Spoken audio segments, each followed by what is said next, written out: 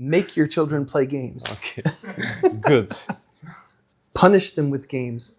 Sot takohemi me Kate Edwards, një zë e rëndësishëm në industrinë e lojërave. Si eksperte në përshtatjen e lojërave me kulturën reale që përfaqësojnë dhe ish drejtoresh ekzekutive e shoqatës ndërkombëtare të zhvilluesve të lojërave, Kate për vite me radhë ka ndikuar në mënyrën se si lojërat pasqyrojnë kulturat globale. Ajo është gjithashtu një avokate e fortë për etikën dhe gjithëpërfshirjen në lojëra. Kate, welcome to Albania and thank you for being here. Thank you very much. It's great to be here. You've been into the gaming industry for more than 30 years, 31, right? Yes, I have. How has this industry changed since the beginning to now? It's changed dramatically. I mean, obviously the growth of the industry now becoming pretty much the largest form of entertainment on earth, larger than film and music combined. But also just the fact that it is now a honest profession. It's a genuine profession that people pursue. Because back in my days, it was not even a real profession. I mean, there was not game design programs and education available. So it was just kind of something you organically did. But it's so much different right now. How it started for you? For me, well, I'm a geographer. Okay. And so I basically help developers avoid making political and cultural mistakes in their game. So I went into Microsoft to make maps for some of their early mapping products. And then that job evolved into me working on video games. And when developing a game, ethical challenges are a big issue, at least right now. What are the main concerns that you have about ethical? There's a lot of ethical concerns. I mean, a lot of it starts with good game design and game design that's not predatory or uses what we call dark patterns. Where it basically preys upon the human need for dopamine. So we constantly get people to keep playing because it can enter a potential addictive cycle. There's also the ethical use of AI, not sourcing, when we use generative AI, not sourcing it from other people's works. That's obviously a big topic right now. Yeah. There's also the ethics of how we change game content to fit different markets, like whether or not that's something that individual game developers want to do, and whether or not it fits their values and their ethics. So there's a lot of different issues. How is AI being used right now?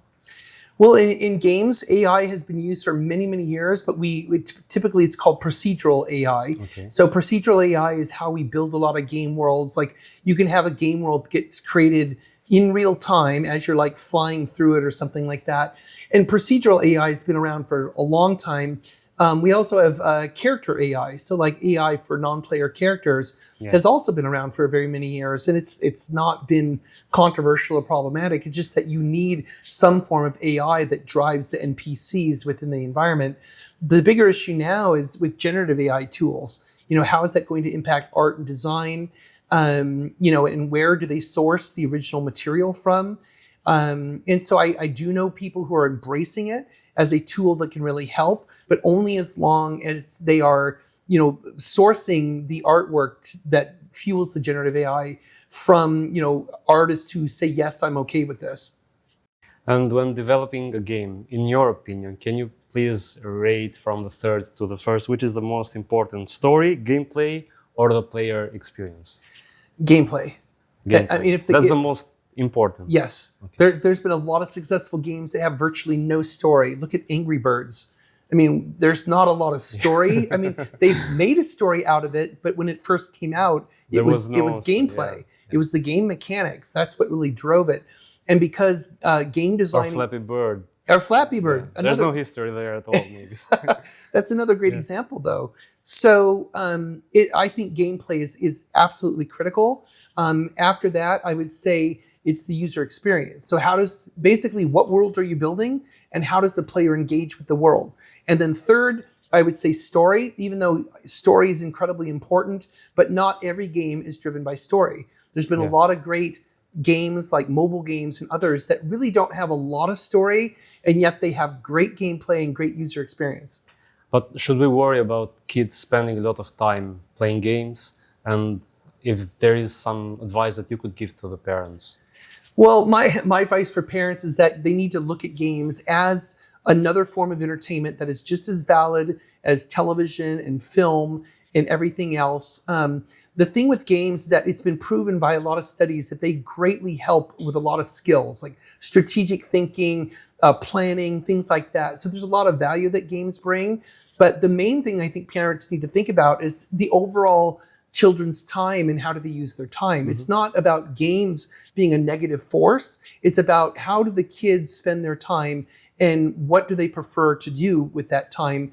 I don't think games inherently are bad. It's just that they are compelling because it's a very different kind of entertainment compared to watching passively like television TV, or a movie. yeah. And so that interactivity is something that is so compelling to people. So I do think regulating time a little bit, but it depends on the family. It depends if they know their children really well, then they should know how best to let their kids play games or not.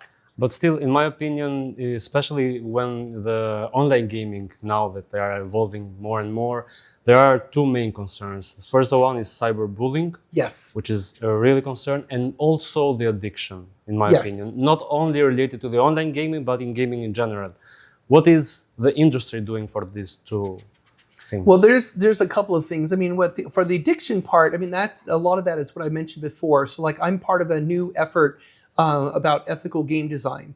And so it's an initiative that got started a couple years ago. And the whole purpose behind the initiative is essentially to help game designers be more conscious of the game mechanics they build into the game. This tends to be more true with mobile games because mobile games tend to optimize the experience to want you to keep playing and playing and playing and get some kind of return. And so we're trying to help game designers understand that that is a dark pattern that is not healthy. And it's not something that we really want to see in games. For the other part of it, with the online bullying, a lot of companies have become far more aware of this problem. And I mean, they've got whole internal task force that deal with this kind of thing. They're trying a lot more to put in a lot of tools that help them. But the problem is that it's very asymmetrical because you have millions of players in a small team. So that's where they actually are starting to employ some AI-based tools that are actually helping to identify toxic people within the community, which can basically put those toxic people automatically kind of as a timeout so that the humans can then see what was their behavior. So there's a lot of things being done because the industry is very conscious of that. And we know it has to get better because it's on some game communities, it's really bad. Reflecting global cultures. I know this is one of your favorite topics. And I also know that the big game developers like Microsoft and other companies are already working, or let's say they've already done their part. But what the independent developers can do to reflect this? Well, I think if you're designing a game, if it's an indie game that's going to represent a real world place, real world culture, or something like that, I know you don't have the money to hire experts and all that kind of stuff. But part of the issue is just being aware. So just be aware that the cultural representation in the game, political representation, anything in the game, especially if it's based on the real world, can be a potential trigger for some people.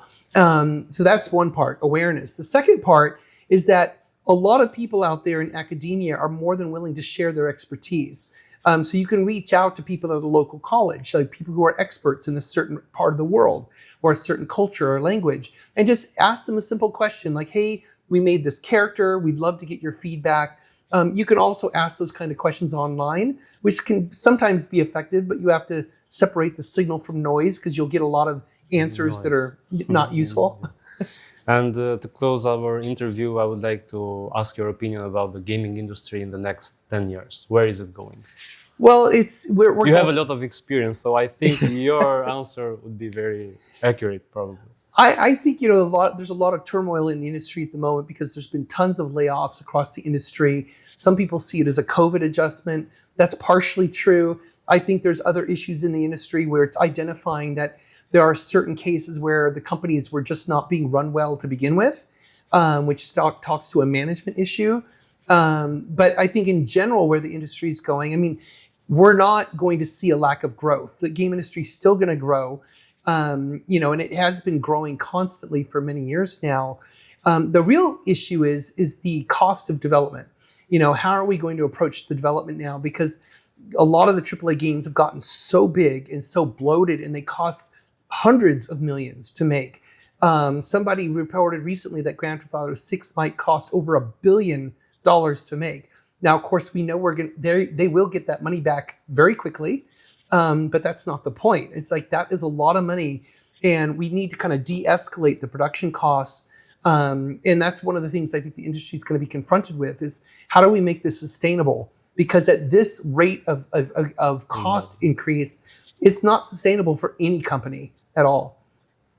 Thank you, Kate. Thank you for being in Albania, and I hope you enjoy your time here. Thank you. Thank you.